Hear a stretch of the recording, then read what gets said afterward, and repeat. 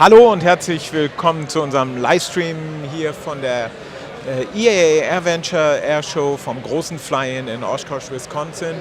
Ich bin Thomas Borchert vom Fliegermagazin und ich hoffe, alle können uns hören. Schön, dass ihr dabei seid bei unserem Livestream vom ForeFlight Stand. Vielleicht kann der ein oder andere mal einen Kommentar loslassen, ob wir gut zu hören sind. Ich sehe da schon einen. Wenn alles gut zu hören ist, würde mich das freuen. Neben mir sitzt Josh, and you have to help me again with your last name. Adsb.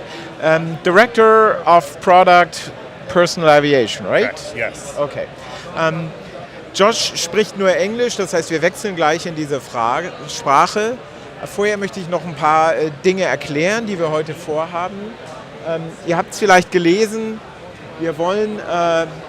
Und da ist, ich gucke mal gerade, ich muss hier immer so ein bisschen in den Rechner gucken, weil ich keine Regie habe.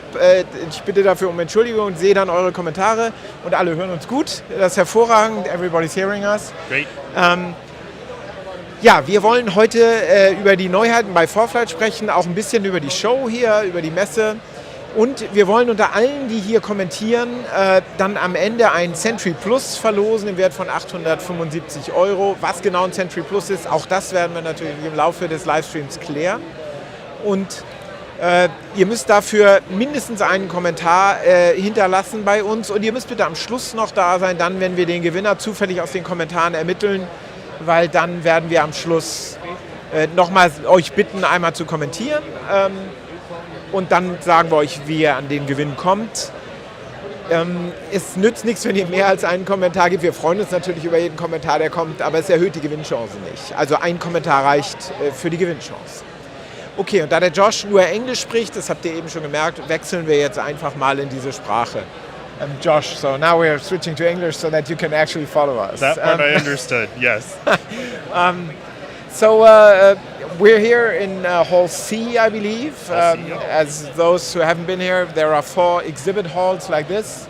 And then there's a lot of outdoor activity. There's thousands of airplanes out there, which we now cannot see. Yep. But how's it been going at the show so far for you? It's been fantastic. It's been very busy. We're both here in Hall C, and then we also have a presence in the Boeing Pavilion as well, which is now 3 times bigger than it was last year, right on the flight line. So it's been great. We've been able to see some planes working there. We've been able to get out and see planes here. But really just happy to see it busy overall. Yeah, that really is a great thing. So, I guess one of the big news at the show, and also for our viewers, since we are raffling one off, is the Sentry Plus. Yeah. You've got one here, right? Yes, absolutely. Let me unclip it from the desk. Yeah, so I've got the new Sentry Plus right here. So that's the one. I try to bring it closer to the camera, but it's still far away. Yeah. What is that? Yeah, so Sentry Plus is in the Sentry family of products. So they're all Adsb in receivers. Also have GPS. The big thing with the Sentry Plus is it also has FLARM for the first time. So now we really have a product that's great for the European market. So it will show Adsb traffic? Adsb and traffic. It will also show FLARM? At the same time. There's no setting that you have to change. It will do all of it at the same time. Also, if you were to bring it to the US, say you're going to do any training over here, it'll do both dual band Adsb, and you can get weather information in the US. And no setting, no switches, no nothing? No it settings, will sense that there's weather information rather than FLARM? Correct, yeah. So you would have any of the traffic information and the FLARM, traffic information and the weather information at the same time. Yeah.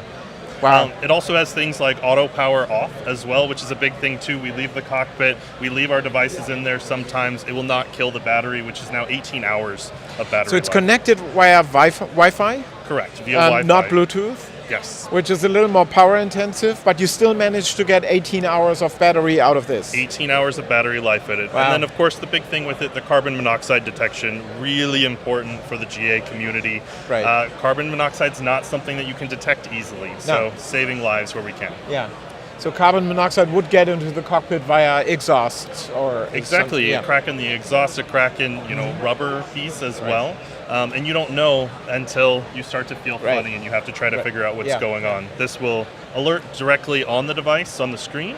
It will also make an audible alarm. It will also indicate on ForeFlight as well. Right. But even if you don't even have ForeFlight running, no connection set up, this thing will beep like crazy. Correct. And that's the other really nice thing about this one too, is now it also will track up to 16 flights, even if you're not connected to ForeFlight, and then you can upload them after the fact. So it will track the flights and know when you've taken off, when you've landed. Correct. Follow the flight track via GPS and then... Exactly. So if you have it connected with ForeFlight, it'll do that too, but it'll do it offline with ForeFlight. Right. And I think it will display the amount of carbon monoxide in the air on the display, right? Correct. Which is also new, the display. Yep, the display is new. It's got 4 different functions. So it'll show you the carbon monoxide status at that point. It'll show you GPS information for as far as accuracy, also how fast you're going. And the last one's slipping my mind. Accuracy, did you say that? Yep, so accuracy. It's got battery life indication also on the screen. So, lots of different settings that you can move through. I forgot, the last one is actually G-load. So it'll show you how many Gs you're pulling at any point in time. Because the device is also supplying the app with AHARS data, right? So with your attitude and your flight, how your aircraft is positioned. Yeah, which is great for doing something like synthetic vision, or also debriefing after the flight, seeing that in 3D, or even just seeing the graph in the track log view. Right. Now, we've tried it in flight at the magazine, and we found first of all, it's amazing how far away you see ADS-B targets. It's really like up to 50 miles out if it's airliners. So that's really neat. You can tap on them and then you will get more information, even what airline it is. It's fun on a longer flight to do that, kind of find out who's flying around you. And then the FLAM targets are appearing more closer in. Yes. Just because the range of FLAM is not that big and the antenna is obviously inside the aircraft. Correct.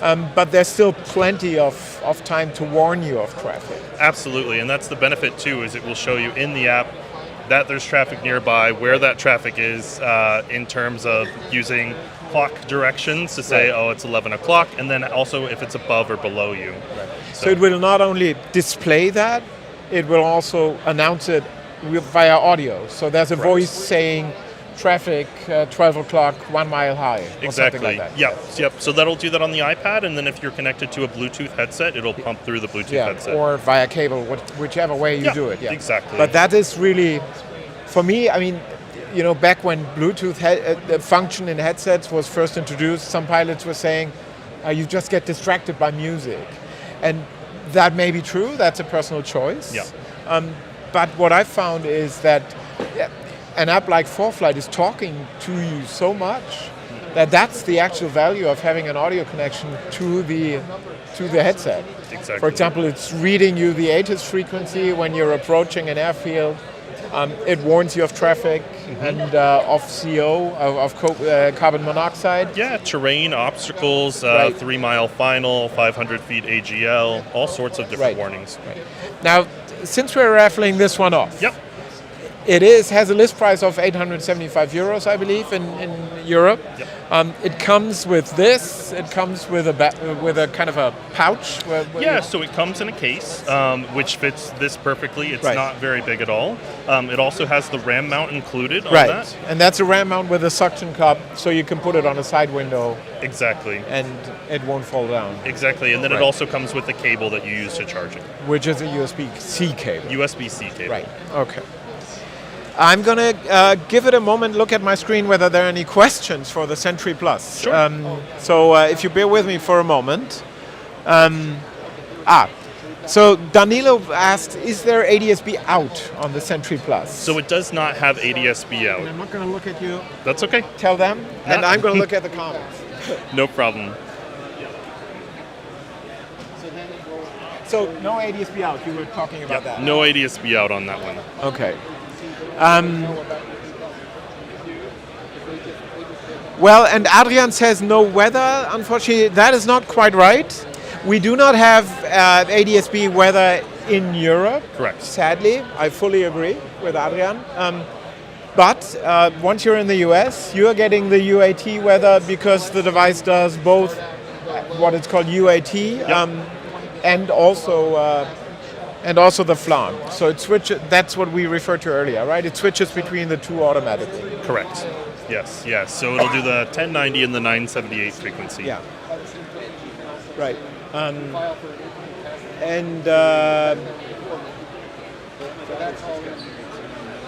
Yes, everybody's saying it would be really nice if there was ADS-B weather in Europe, and I couldn't agree more. Yeah, absolutely. I mean, they've done a few tests. You know, Southern England, they did the one at Friedrichshafen a few years ago, but. Right. Yeah. Now here's a great question by Traumflieger, Dreamflyer. Does it detect Mode S traffic? It does not do Mode S traffic. Right. No. So it's just limited to ADS-B and FLARM. Is there any chance that might be a function in a future device? Potentially. I think some of the trouble that we're seeing is it's just how accurate you can get with Mode S. Mm-hmm. You know, it's giving you a varying degree of strength of the frequency, but it's not really giving you directionality. Right. And that's one of the reasons we haven't gone also that the direction. distance you're kind of guessing by signal strength. Exactly. Right? Whereas with both with ADS-B and with FLARM, the transmitters are connected to a GPS source, and they transmit the exact GPS position, right? Exactly, yes. So the only thing you get exactly with the Mode S signal is the altitude of the other traffic. Yeah. Right, yes. Someone asked about the battery, and it is 18 hours. That's correct, 18 hours. Which is quite a bit. That should last you a day. Oh, absolutely. More than a day, hopefully. If you're flying 18 hours, that's a long day. But the original Sentry was 12 hours, so this gives you another 6. Yeah. And speaking of the original Sentry, that did not have FLARM? That one did not have FLARM. And not a display, some other functions, smaller battery. Yeah. But it's still available. It is still available in Europe as well, so there are multiple options. And then there was a product called a Sentry Mini. Correct, and that one is just ADS-B in for traffic, and then also GPS. Okay. And one question that didn't get asked, but I will ask it. Does Sentry Plus work with other apps? It does not. It's ForeFlight only. It's something that we work with our partners UAvionics on. And then we also work to make sure that it connects the right way and feeds information back into ForeFlight. That's why it's not working with other devices. So if there aren't any more questions for the Sentry Plus, I think we're going to switch to what's new in the app. Sure, absolutely. And I'm going to give you this because you know what to do. Sure. And I'm going to switch cameras here real quick. Like that. Right. Oh, that's interesting. Wrong camera there. Haha, interesting. Nope, I messed up. Sorry for that. What did I do now? Ah, there. So the little picture is now my FaceTime camera, but never mind. Timo raises an interesting question. How long does it take to charge it fully? Ooh, I don't know that one off the top of my head. More than likely, just a couple of hours to do that. Right. Yeah. Yes. Yeah.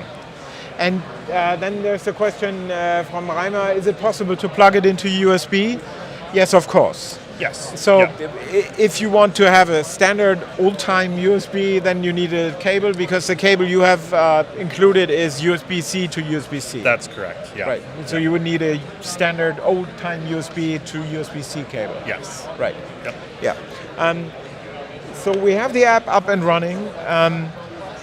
one thing I wanted to mention was, so obviously the web address to learn more about the app in Europe is foreflight.com/Europe. Correct. Or we automatically detect if you're in Europe, and you can just go to foreflight.com and it'll move you over. Now, I know you offer a 30-day trial period. Correct. Many people will have used that 2 years back or something like that. Yep. What if they want to try again and the computer says, I know you already? If they want to try again, you're more than welcome to email us, just team@foreflight.com. Okay, we should say that again, team@foreflight.com. Yep, absolutely. And that's our pilot support team. So just reach out, let them know. They can look up and see what sort of trials you've had in the past, and then they can help you out from there. So if you do that every 2 months, then they would probably be angry with you at some point. Yeah, every 2 months isn't going to work, but we're definitely willing to help anybody who's tried in the last few years. Right. Okay. So there's another question that I think is... with the that's an interesting one. Many people don't know that. So when you're on the ground, you can set ForeFlight up, and I think I did that here, but I don't see it right moment, to show traffic.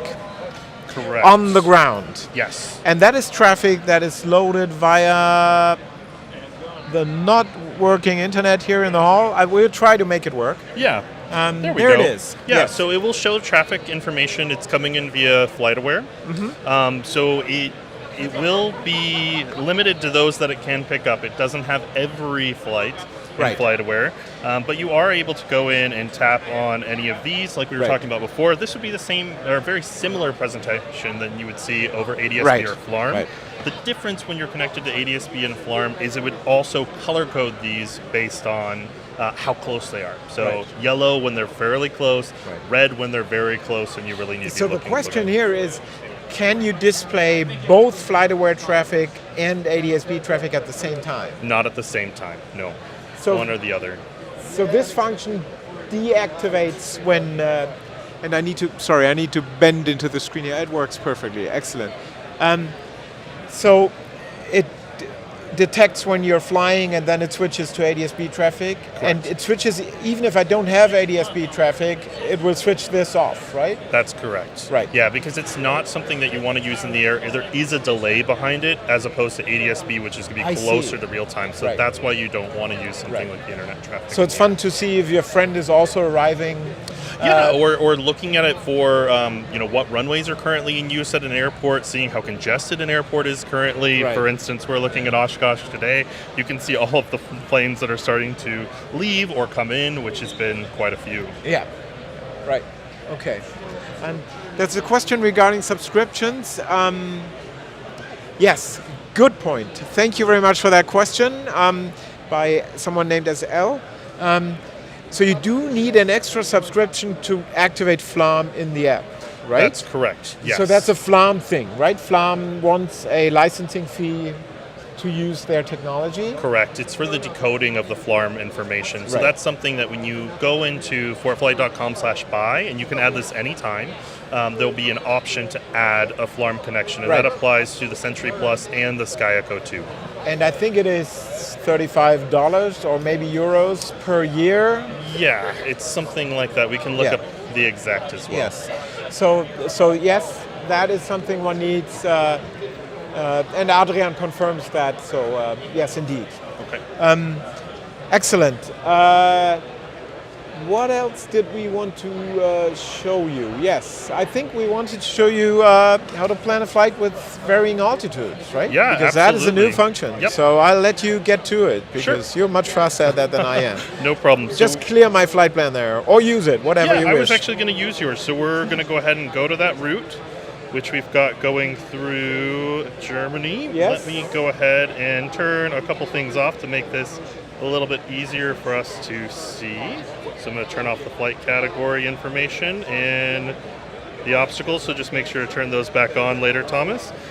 All right. No problem. So we're looking here, and we're interested in changing our flight information, because right now in the profile view, we can already see here at the top that we're going up to 15,000 and then coming back to 14,000.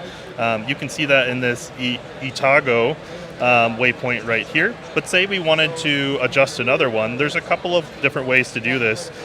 So we'll check on this Adsb right here, tap on it, and there's a function that's been in here for a while called set altitude, speed, and time. And you're able to go in here and just change the altitude where you can start at or cross at a waypoint by that time. So start at will allow you to start climbing from that waypoint. Cross at will make sure that you climb beforehand and hit that altitude. And it will actually calculate the TOD based on the aircraft data. Exactly. It's using the aircraft performance. So when you add these in, it's going to recalculate and give you more accurate fuel planning with that as well. Right. Yeah. Yep. So say with this one, we were saying we were already down at 14. Get it down to below 10,000. Sure. So let's do 8,000.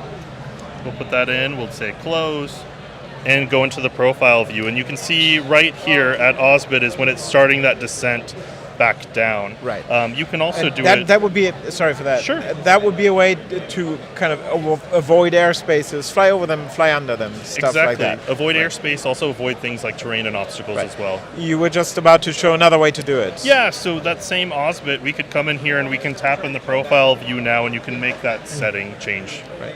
The one thing you cannot do is slide on those legs. No, so not sliding on the legs because we have another function where you actually press and hold and then it will show you information like how far above the ground you are at that level. Right. So too many gestures at once can get a little bit tricky there, so a little bit more precision is helpful. Right. So that's been, many people ask for this quite a while, right? Yeah, absolutely. It's been a big request, especially from Europe, and that's been out for the past, I think, 2 months now. Right. Now, if you could kind of make that whole flight be much lower at, say, 4,000 or so. Sure. So I'll just drag down on the side. Okay, nice. And then that will update for us. We'll have to go in and remove that altitude thing there. Yeah, exactly, because we told it to go up to 14, and then we'll also go back in here and we can see now it's a climb at Adsb instead. Yep. So we could go in and we could remove that too. Because something I wanted to show people is that many won't have noticed is that 3D view feature where you can analyze your flight path in a 3D view, which is especially interesting not in the north where I fly a lot, where there's no mountains, no anything.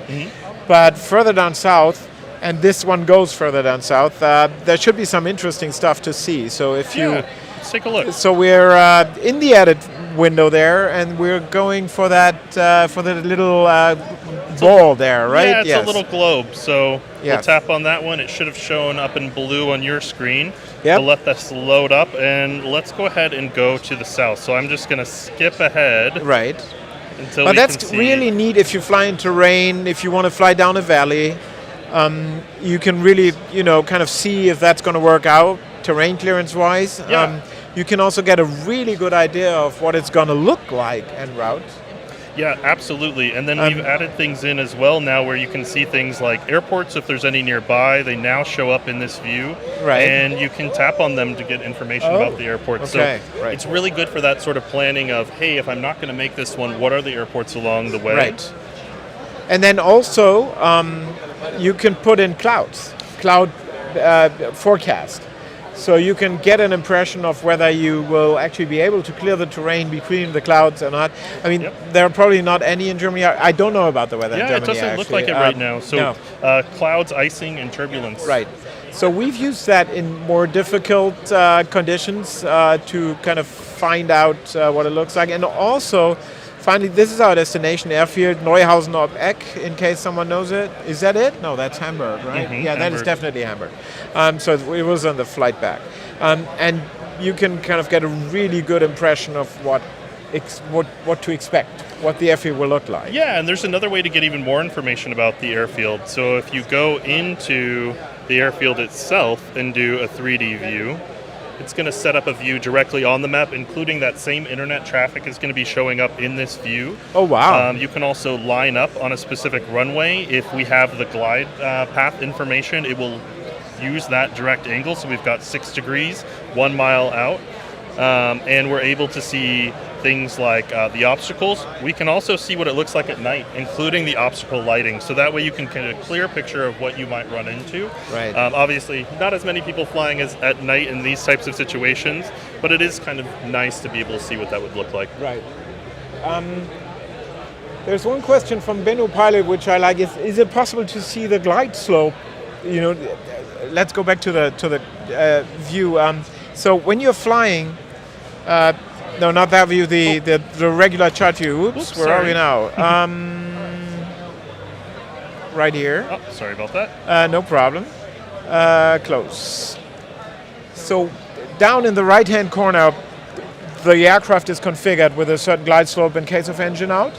And when you're flying, you will see that little circle around the airplane? Correct. So that's using information about your current altitude, the terrain information around, and then any wind information that we have.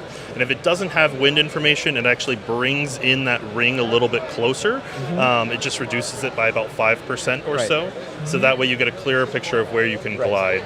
And it actually looks at terrain, right? So that it will not be a perfect circle, but rather where the terrain is higher, it will come closer to the airplane. Yeah. You'll never see it as a perfect circle, and if it's got wind information too, some people look at it and say, hey, why is it bigger on one side or the other? Yeah. Well, the wind's blowing that direction, so if you were to turn, you could get better glide. Right. And the question was, does it show that in the profile view? We don't show that in the profile view. Yeah, we don't have that right now, but it's a great idea. There you go. What is... yes, okay. So we looked at the 3D view, which I think is really cool and underappreciated because, you know, you need to find it, obviously. Yep. One thing I also wanted to emphasize, because I use it a lot in flight planning, is the document section where you can look at AIPs if you fly into foreign countries. Yep. It's really helpful to be able to look at the documents. Yep. And while you clicked on that, you know, something that always bugged me in ForeFlight is there's parts of ForeFlights where you translated the buttons into German. Correct. And then there's other parts where it's still very English. Yeah. Why did you do this mix? Yeah, so we actually got that feedback from customers that they wanted to be able to have things in their native language. We weren't able to translate the entire application. It's something we may consider in the future. Right. But we started that at the bottom. We have also seen feedback from especially people in Germany too who are like, if it's going to be English, just do all English and do it that way. So that's something we have on our list. Right, okay. So that's the Danish AIP, for example, full text. Now the German authorities just announced that they will make the VFR AIP available from 23. Yep. Do you have any idea yet whether you will be able to include it in the app? We're still working on that right now. So we've been in contact and we're trying to get more information. So far there hasn't been a lot of great information about how anybody who licensed that information will come. Right. We've also been limited thus far to only having the AD section. Right. That's the only part that we're able to get, and we're hoping that we can get the general and en route sections too. So, but you're aware of the change and absolutely, actively on it. We knew the first day, and the next day we sent an email trying to get more information. So it's something we'll watch. Yeah. There's more questions. Alexander is asking, what is the range of Adsb signals with the Sentry Plus? Yeah, so it really depends on what's nearby. Like you were saying before, about 50 nautical miles is going to be fairly normal somewhere. 50, yes. Nautical miles somewhere like in Europe. It also depends on how high up you are too, and how much information, how much frequency clutter you're going to be getting into. So about 50 nautical miles on that side. When you're somewhere like the US, it's going to be a little bit different because we also have ground stations that are rebroadcasting the information. And one interesting thing I learned about FLARM, probably many viewers know this, so in Europe, more and more obstacles have FLARM transmitters on them. So I saw quite a few targets that were moving at 0 knots and were flying really, really low. And that appears to wind farms and stuff like that. Yeah, they're putting them on top of wind farms, and even now trying to detect when there's farm targets nearby to enable the lighting on the top of the wind farms, just to make sure that they keep that off at night, so they're not annoying the neighbors. Yeah, right. Yeah. So those will show up in ForeFlight. They do show up as an aircraft target, and that's something we're going to look at and see if we can differentiate. With the 0 knots. Yeah, yes. we need to be able to differentiate. Although if you pass over glider fields, I find there's also many gliders that are just parked there and their flarm is still on, so they also show as 0 knots. Got it.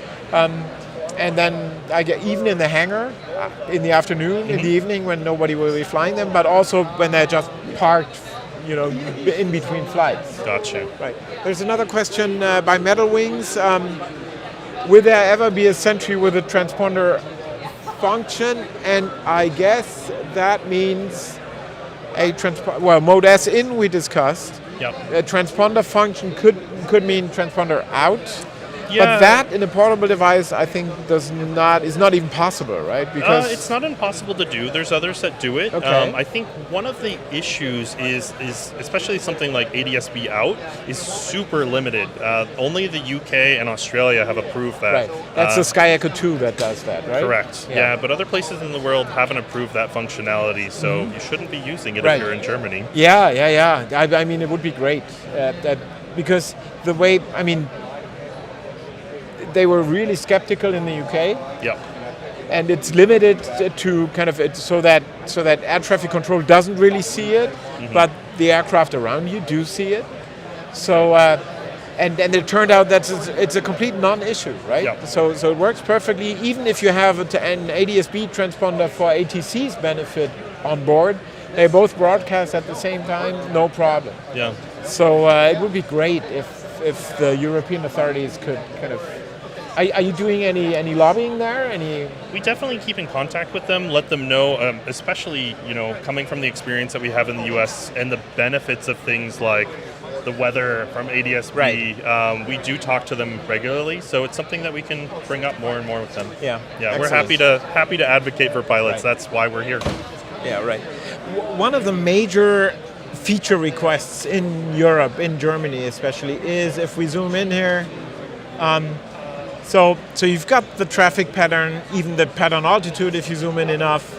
You've got the noise sensitive areas and everything, but there's quite a few airfields, smaller airfields that are missing, like hang glider sites, stuff like that. Correct. What's happening in that regard? Yeah, so we've been working on that for a while. We are very close at this point. We will be adding all of those fields that don't have codes. Our system was never built originally to support any sort of field or heliport that didn't have a code in it. Right. So we've had to re-engineer different parts of the app. That's currently in progress, so hopefully it'll be out here soon. Right. And we'll have them in there. They'll be in the app. They'll be depicted with similar symbology to other airports, but things like G for glider, HG for hang glider. Oh, okay. So you'll be able to differentiate them as well. Yeah. So that is coming. And then one other question, if I may. Sure. So I'm sometimes having trouble with visual reporting points in that I plan a flight, and then with the next data cycle, the visual reporting points will get renumbered. Exactly. And then my route goes off to Antarctica and back. Is that something that's going to change? Yes. So that is actually on the list right after we finish this airport without the codes project.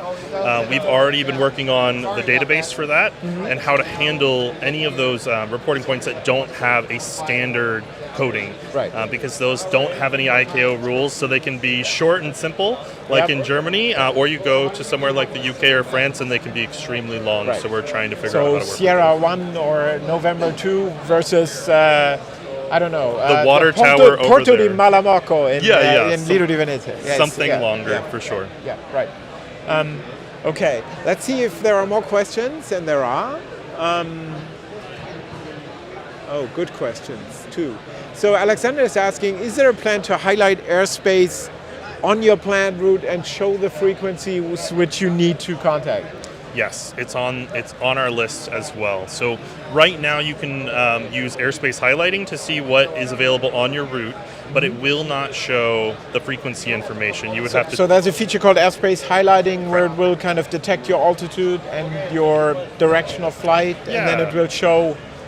So if you're able to go in, and this only applies to the aeronautical layer, right? But if you go into the map settings and then airspace, and we'll show all airspace, this auto highlight function, if you have that on, it will detect what airspace you're actually flying And one just through. saw that in the right part of the screen, that it dimmed down some airspaces. Exactly. So it doesn't hide them completely, Right. but it will dim them. And that won't give you the frequency information, but it will at least give you a better idea of what specifically you're looking at flying through right now. Here's an interesting one from Florian. Have you thought about making the checklists editable on the website? Because there's a web interface to ForeFlight, and that would be much easier with a proper keypad, right? Yes, we've heard that one before. I think it comes down to just prioritizing, what makes the most sense there. So it's something we'll keep looking into as well. And then, Florian also asked native German version, probably meaning properly translated in all corners of the app. Is that something that you're thinking about? We've thought about it. I think we're not quite there yet on how we want to do that and what that looks like, especially with the frequency that we continue to update the application. Right. But we'll keep working through it. Right. Then there is...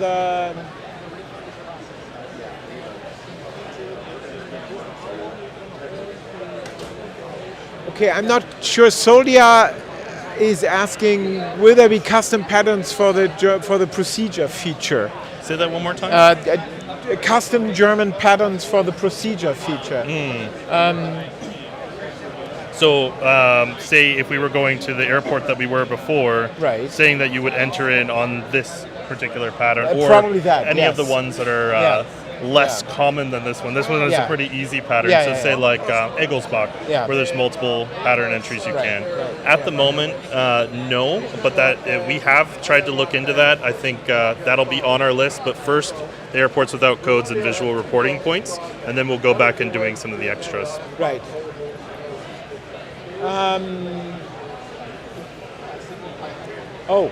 Heading instructions for holds.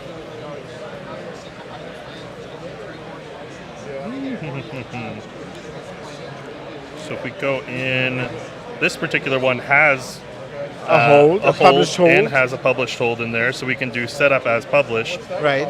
But otherwise, you are able to go in and say inbound, outbound, and put in heading. Whatever you have, And then if you add it to the route, what kind of guidance will ForeFlight give you? So let's go back. It must be further up. I think I put it a little far away. Yeah. Where is... Are you looking for Osbit? Oh no, it should be... Where's no? Which one is it? I did it on... Nolgo is right up in the north. Wrong direction. Sorry. Yeah, there it is.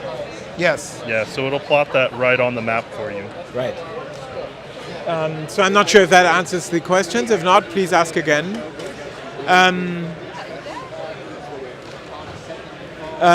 Michael asks, is flight traffic only displayed when a collision is imminent, or is it displayed like Adsb traffic, like everywhere on the moving map? Yeah, it'll show everywhere on the moving map. That's where the color coding comes into play. So it will be blue when it's far away, it'll turn yellow when it's getting closer, red when it's even closer. It's just that you will not get 50 miles of range, but rather something like 5 or so. Yeah, that's a FLARM limitation on that, just because of the broadcast range. Yeah, sure. Yeah.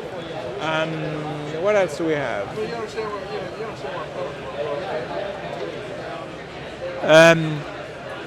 Can you filter the airport shown on the map by runway length or something like that? Not right now, but we do have that one on our roadmap as well.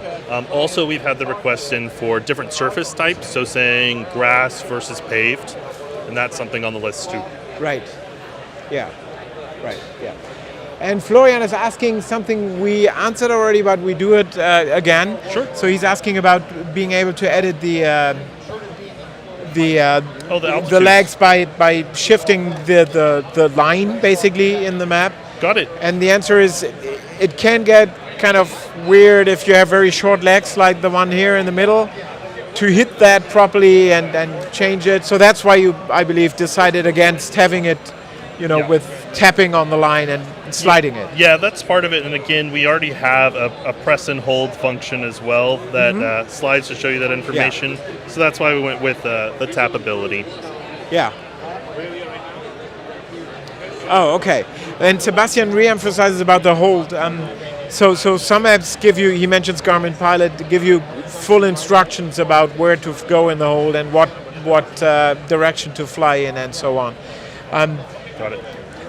There is we could put in, probably if we did, no, not that. Would it give you heading instructions here? Could the course that you should steer to remain in the hold? There should be an instrument that would handle that. Yeah. But going into something more detailed, probably not at this time. Right, yeah. Okay. Right. Are there any further questions that you have? Gibt es weitere Fragen, die ihr habt da draußen? Toll, dass ihr so viele Fragen gestellt habt. Das ist schon mal sehr, sehr schön. It's great questions, right? I love the interactivity. Is there anything you would like to highlight for the German users that we didn't touch upon yet? I would say that we're still working on things. As you normally see, we release once a month at this point, so we're going to continue working on it. Europe is still a very important region to us, so we'll keep working and getting all the things you're asking for in there. Right. If you ever have feedback as well, you can again email team@ForeFlight.com. That information comes to my team. We'll look through all of it, and then we start to work it into the plan. And it's no problem to email that address in German, because there are also German speakers in your team. Correct. Yes. So it doesn't have to be English. No worries. Yep. And also, that's something I always find. If you've tried ForeFlight before, do it again, because as you said, there's a new release coming out every month, and it's changing really quickly. And the impressions you had 2 or 3 years ago might not at all match what you're seeing today. Exactly. If you just go to foreflight.com/releases, you can see information by each release and get more information too. Right. So that'll catch you up. Right. There are more questions coming in.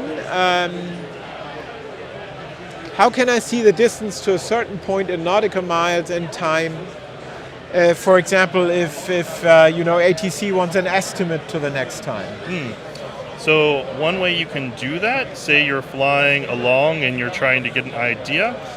So if it's distance to next, you could use like this function right here where it says distance to next. So one of in the lower left-hand corner. Lower left, yep. So one of the instruments just down here at the bottom. Yeah. The other thing you can do too is take 2 fingers and press and hold on the screen, and you'll get this ruler. And when you're in flight, it's actually using performance calculations as well. From in flight. Correct. Now it's using the aircraft database. Right. Yep. And to do that again, I hope one can see it. Probably not. Let's see it. Let's do this. So what we're doing here is 2 fingers. Come on. 2 fingers, and then you can slide around here and do whatever you want to measure. Yep. One other way is also to bring up the flight plan window here and go into the navlog. And oops, I missed that one. Go into the navlog, right, which populates automatically with values that make sense in flight. Yes, and the remaining in the ETA functions will populate once it detects that you've taken off. Right, yes. Hope we answered that question.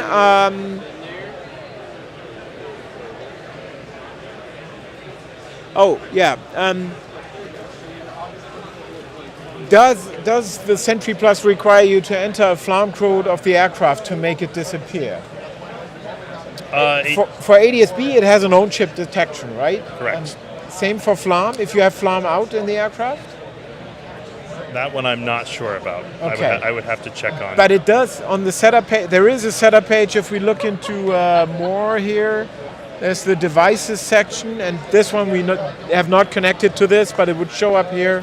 Correct. You can pull up a setup page where you can also change the display brightness and stuff like that. Display brightness, also change like how you have it mounted in the aircraft, because we have those settings come up. Yeah. So if that was a setting, it would be in that view. Yeah. And and I think that's where you would enter the FLAM code if necessary. I'm not sure about it. One thing we should show is this, which is now not working properly, but with the Sentry Plus connected, it would. Correct. Yep. Yes. So it would show pitch and bank with all of that as well. It now relies on the iPhones, on the iPads sensors, which are not reliable. Exactly. So it will show up even if you don't have Adsb. If you don't have a device that has AHRS connected to it. Right. But you just won't get the same input on it. And then Metal Wings asks, do you have to install the Sentry Plus on the side screen, on the side window or something like that? Or can it be put underneath the panel out of view? So we recommend either on either window or on the dash, because they do have antennas. You want it to be able to get out of the aircraft. Right. When you're putting it underneath, you're going to reduce that ability. Especially for the low power signal that FLAM has, right? Exactly. Yeah, right. Okay, so if there aren't any further questions, and I don't see any, I think I need to move over to the computer now to start the winner picker software that we have there. So let me see.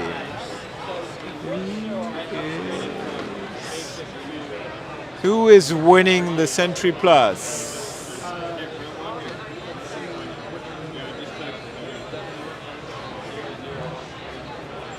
And there it is. We have a winner, and it is Florian Lorenz, who joined us via YouTube. Florian, if you could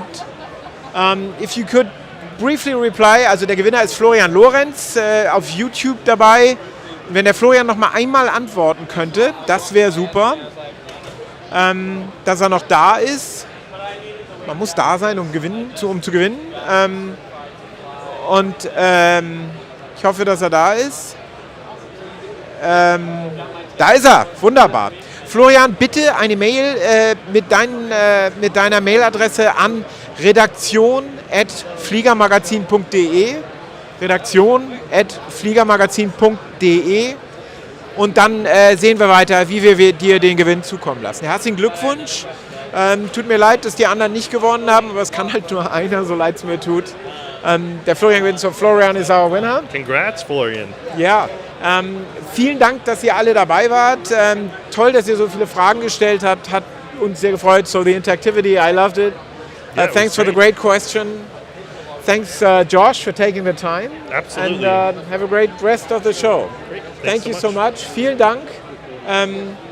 Ja, und das war's. Ich wünsche euch einen schönen Abend in Deutschland. Wir gucken uns hier noch so ein bisschen Oshkosh an. Danke sehr.